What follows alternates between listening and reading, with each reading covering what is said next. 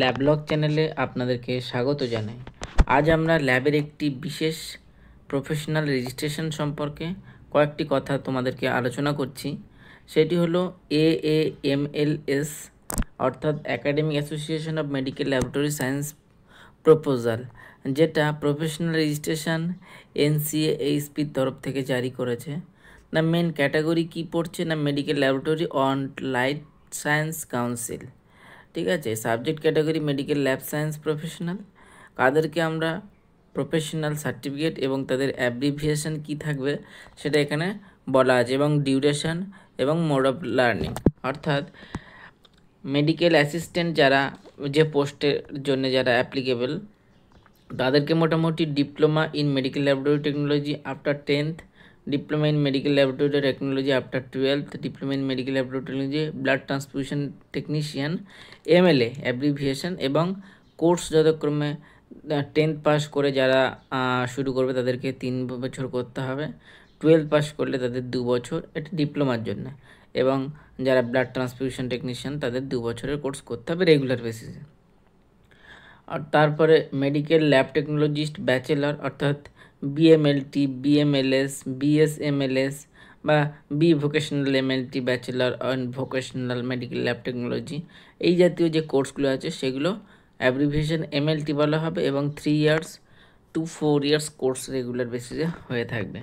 Medical lab scientist masters degree করতে গেলে তাদেরকে MMLT ভোকেশনাল MLT করতে হবে, MSc MLT microbiology, MSc MLT histopathology, MSc MLT biochemistry, MSc MLT pathology, MSc MLT blood banking transfusion medicine, MSc MLT haematology and transfusion medicine, MSc MLT সাইটোপ্যাথোলজি, MSc MLT medical virology. তো এই প্রত্যেকটা টপিকের উপরে master degree করা এরপর থেকে যাবে, যেগুলো অ্যাব্রিভিয়েশন MLS বলা হবে, এবং এর ডিউরেশন অফ কোর্স 2 years থাকবে।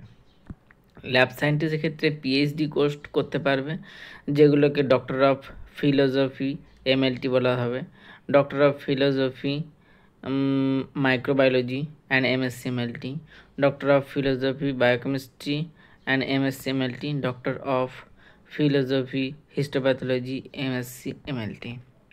এরা প্রত্যেকেই সায়েন্টিস্ট মাইক্রোবায়োলজির উপরে, scientist biochemistry, scientist histopathology. Next আমরা দেখব আর কয়েকটি আছে। এছাড়া doctor of philosophy blood banking and transfusion medicine and MSc MLT, doctor of philosophy cytopathology, doctor of philosophy haematology, doctor of philosophy pathology, doctor of philosophy lab management, এবং doctor of philosophy quality control. খুব ভালো ভালো post এবং খুব ভালো ভালো সাবজেক্টের উপরে। সো ইন ফিউচারে এইগুলো হতে চলেছে, এবং সবাইকে বলবো যে এই ল্যাবের নিয়ে যারা পড়াশুনো করবে ইন ফিউচারে তারা এখন থেকে তৈরি হও, এবং ভবিষ্যতে যাতে আরও ভালো ভালো পোস্টে তোমরা চাকরি করতে পারো, তার জন্য প্রিপারেশন নাও এখন থেকে। সো ধন্যবাদ সবাইকে ল্যাবলগ চ্যানেল পক্ষ থেকে।